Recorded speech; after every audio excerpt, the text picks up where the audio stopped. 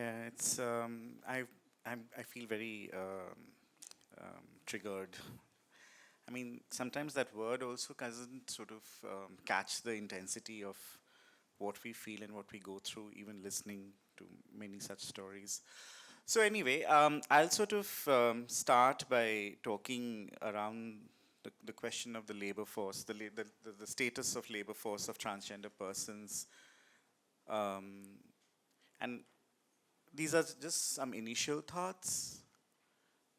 Sort of also, we're also this is also a space where I would like to mark um, a departure from the diversity inclusion portfolios and I mean no disregard, but all I'm trying to say is that that is definitely a space that we keep hearing so much about um, um, within a certain corporate workspace, which is great for many persons. And I think, like, say, when Adam flies, and then we would like to see the company having a policy like that. But I'm really bringing the focus, or trying to bring the focus, onto something that does not um, does not pass to occupy that space, and that is the entire informal space that trans people occupy, the informal labor force that trans people embody. But I want to begin by placing before you some caveats. Firstly, that I am not a person who's a statistician. So, what I'll be presenting before you uh, are my own understanding, having gleaned through a hoard of statistical information, or the lack of it rather, finding gaps, looking through policy documents to locate the absent question on transgender labor. At best, we can say that the statistics, even when present, are not fully either legible or, accessible for trans persons, let alone anyone else. It's not desegregated, it's clubbed together, it's opaque. So there's a lot of difficult navigation of that kind of data set that is presented before us. So a lot of difficulties and challenges are sort of brought forth. So therefore, the world of transgender people and their work in particularly continues to be invisibilized at multiple levels. And this invisibility further obscures the economic role, and the significant barriers remain for trans individuals to enter the world of work or to have access to economic participation. I'm not sort of reiterating the trans participation data that we have from the NHRC study.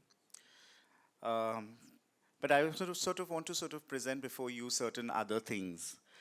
But I also want to flag this, that having lived through not just one, but rather two pandemics within a span of 2 decades or slightly more of HIV and COVID, and not that the precarity of trans lives have been um, made any better, um, and we are very, very affected. We have been made aware of the slippery slope of enumeration and data, something that we also spoke about yesterday. Um, you know, especially concerning trans queer lives. And this I speak more from the point of view of the HIV/AIDS history that our communities have had, of being sort of reduced to data sets and terminologies. Um, um, so yet ironical as it may be, I'm relying on the very idea of enumeration and its lack, the lack of data, to make this presentation. And such are our conundrums. So very little work has actually analyzed the labor market outcomes of trans individuals, mainly due to this particular lack of data on gender identity in what are nationally representative surveys, which of course hinders empirical analysis. Um, so what we are dealing with is actually little information, or absolutely zero data. So while the strategic inclusion of transgender persons is noted in several policy documents, of late, things are sort of moving and shifting in certain directions. Sometimes they are circular, sometimes they are policy documents by national institutions. I'll come there. There is very little information about the uptake of such provisions by the communities. So we are facing a dead policy document, and then we do not know if there has been any uptake on that. So I sort of want to sort of go to something which probably is relatable, which is the NAREGA, the National Rural Employment Generation um, Act, and there is a specific project within it. So it's very funny. I mean, every time I'm sort of looking through these documents, I do a sort of a search and I do transgender and it says not found. And then you do trans, just do trans. And then you sort of locate words like transparent and transport, etc. And then somewhere, because even the search engines can't recognize us. So it's funny. It's really funny. So the NAREGA project, which is about livelihoods in full employment, it's called LIFE. How ironical. It is a convergence initiative, and this I'm quoting from the document. It is a convergence initiative to proactively prioritize. No, this is not the slide. If we can go to the slide later. You can take the slide off. This is not the slide. I'll tell you, Mihir. Thanks. So it is a convergence initiative to proactively prioritize willing youth, okay, from households largely dependent on this particular scheme, NAREGA scheme, for livelihood to be supported through skilling programs. So basically, this is a skilling program announcement policy.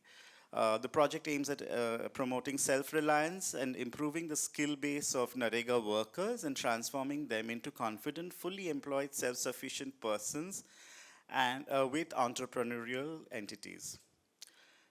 Very ironical words. The project will be implemented, and this is the strategy, that it shall identify youth and families that are dependent on NAREGA for their livelihood, skill them, improve their livelihood asset base. And here is the point. Youth in the age group of 18 to 35 years, 45 years in case of women, particularly vulnerable tribal groups, persons with disabilities, transgender, scheduled caste, scheduled tribes, and other special groups from the rural households whose members have completed at least 15 days of work under NAREGA in so-and-so financial year shall be eligible for these livelihood interventions, and priority shall be given, etc. Now the question is, this sounds excellent on paper, but this is just a tiny fraction in the entire scheme that sort of puts just transgender as within as comma. The question really is that will skills building lead to guarantee of jobs? Because we've really known how NAREGA has failed rural workers in guaranteeing jobs, and we can imagine the upscale, the uphill task that a trans person will have to navigate in order to sort of even get enrolled and get a job guarantee. I'm reminded of a situation that I encountered, and that's actually got me thinking in this port. In this city, city which has a port in West Bengal called Haldia, which is also a petrochemical hub. And there outside, so my first experience of talking to people like trans persons who have been struggling to get this minimum guarantee of job, of work, is there actually, where they said that factories are set up and sometimes contractors come and we get jobs, but then we do not get jobs that are like, that there's no minimum guarantee. It's like what the contractor throws at me. And for which of course there's a whole set of negotiation and compromises that is part of the game. It's accepted. So when factories are set up, trans persons, if they're part of that labor force, they would get some job. Sometimes when the job doesn't come, they would sort of open up tea shops and rice hotels outside And that rice hotel, and those would sort of cater to the labor that is building the factory inside. So there's that limited. And when the factory sort of is functioning, they're out of business. So they're back to sex work. So this is an interesting cycle, and that's quite telling. Um, so there are going to be several surveys, etc. The policy document lists them out. Now, so we need to ask questions to, say, the state rural livelihood missions that are there, that are part of the NREGA scheme. How is this inclusion of trans persons, which is there in the policy document, how does that sort of translate into any real action? Now, let me come to this other aspect, which again, this is something known that happens in this country called the periodic labor force survey. And considering the availability of labor force data at more frequent time intervals, the National Statistical Office, which is the NSO, launched these periodic labor force surveys in April 2017. This is post-NALSA, of course. But interestingly, among the objectives of this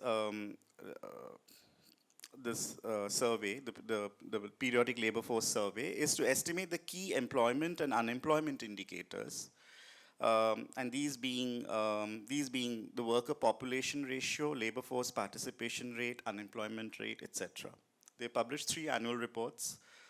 They're all accessible online, and if you look at them, and if you may just show, this is the data set that is presented. See, now, because I have my challenges with understanding statistics, and if you look at it, if you look at the footnote there, and if you see those dollar signs, how ironical! You see, with male, you have a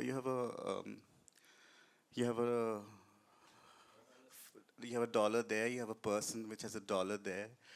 So the dollars includes transgender persons.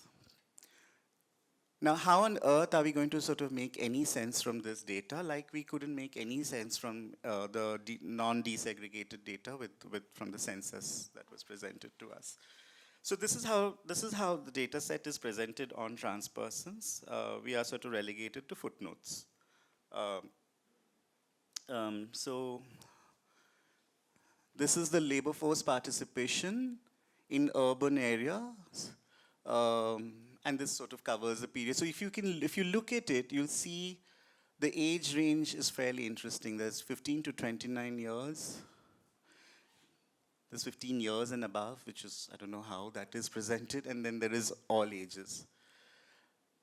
But we have to make sense from this. This is what we have now. And this is something that we are sort of struggling with, because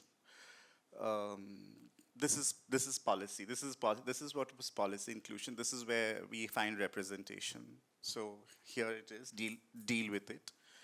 Thank you. If we go to the next slide, Meher, there's a fair. So there's again the next one. Sorry. Yeah. Okay. This one. Yeah. This again has the status in employment. This has the survey period. Again, you'll see the transgender data is sort of calculated within the gender male and persons. So this is what we'll sort of get more or less. Like if we go moving into the other, no, okay, let's go back. Sorry, but yeah. So I'm very interested. So this is a very detailed labor survey report. You can access it, and if anybody has can sort of unpack the statistics, it would be really helpful for us to sort of understand where we are and what is the sort of representation that is being talked about. So one thing led to the other, and I was very interested in seeing what is the Ministry of Labor and Employment saying about trans persons. And if we can go to that slide, this is just a sort of a, so very clearly it has policies on safety, health, and environment at workplace, which has no mention of trans persons at all. It is a very fancy policy, but it's very wordy, and it's quite utopian. But given the fact that we are also faced with the dilution of the labor laws currently in the country, and especially the code, the labor codes, we know what we are sort of facing. And what is interesting here is that this website of the Ministry of Labor and Employment has this big section. If you click there, it's got this national policy on HIV and AIDS. Now, which is very interesting for me, is because once you glean through it within that document, there is no mention of anybody, any trans queer persons. Now, we know for a matter of fact that we have the National AIDS Control Organization, and with all its policies and all the sort of cannibalizing that it has done on trans bodies um, and trans deaths. It's interesting how the ministry sort of would like to pitch, like sort of have complete silence. And there is, of course, then the question of the pathological body of the trans person, and versus the laboring trans body, and both of which are sort of invisibilized, robbing them of its dignity. So, I mean, how do we read what is being presented about us, and more importantly, what is not being presented about us is perhaps the question that we need to ask. And I just want to sort of go to the next sort of block. I have these blocks that I'm sort of barely sort of navigating, because I think those are spaces from where I'm trying to seek some answers. And there could be many more, but this is a space which is basically something known as the Employees Provident Fund, which is part of the Employees Provident Funds and Miscellaneous Provisions Act, 1952. And then you have the Employee State Insurance Act, which is applicable to non-seasonal manufacturing establishments, other than a mine, etc. Which ESI schemes for India is an integrated social security scheme tailored to provide socioeconomic protection to the workers in the organized sector and their dependents in contingencies such as sickness, maternity, and death or disablement due to an employment injury or occupation. And then there's this other, the third arm of this block, which is the pension fund, which is around pensions. And if we can sort of look at some of the statistics that website sort of gives. And this is data from September 2017 to March 2018.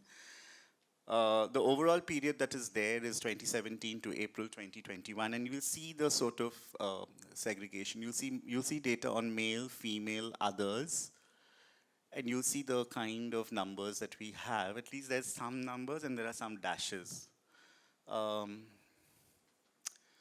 So there are a number of members that cease subscribing during the period. There are a number of new subscribers. There are a number of members who exited. And that's interesting, because this is about the Provident Fund provision. So here at least you get some, I mean, if you trust this data, if you want to look at this data, you will see that there is something that you have a handle, you have a grip on. I mean, there's very little that we do. So these are just sort of, when you're drowning and there's something that's thrown at you, so sort of clutch at it. It's something like that. So there is, if you can just proceed very quickly, I mean, there's very boring things, but like, there's something very interesting that appears out of this whole thing. At least this is a space which is marking trans persons in some manner. We have the EPF, we have, please proceed.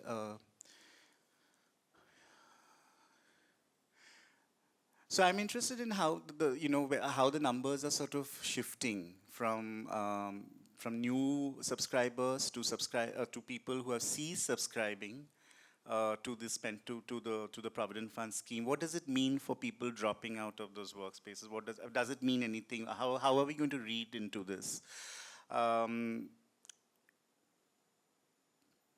Yeah. I think there's some data around April 2021 post this.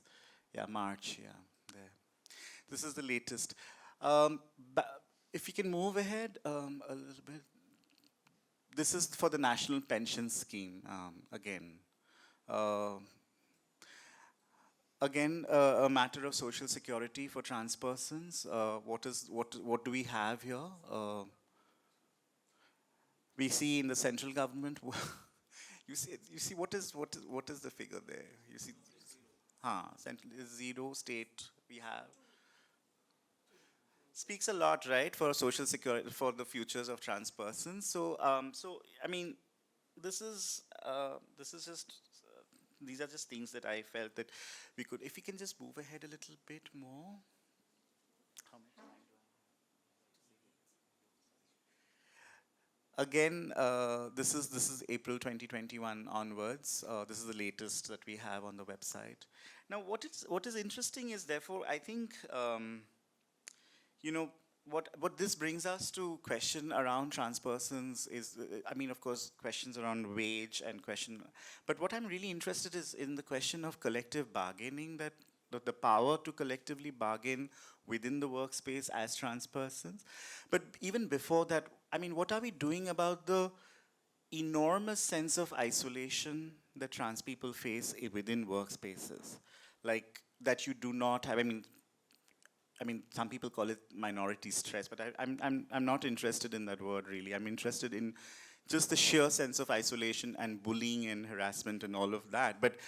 And what do these statistics therefore speak to us? And what does it tell us about where trans people, especially those who are part of this invisible informal economy, where do they feature? This is, of course, organized sector data, but like, if this is the organized sector data, where are the trans persons from the informal sector? I'll stop here because I think I've exceeded my time, but I'll take questions if they are coming my way.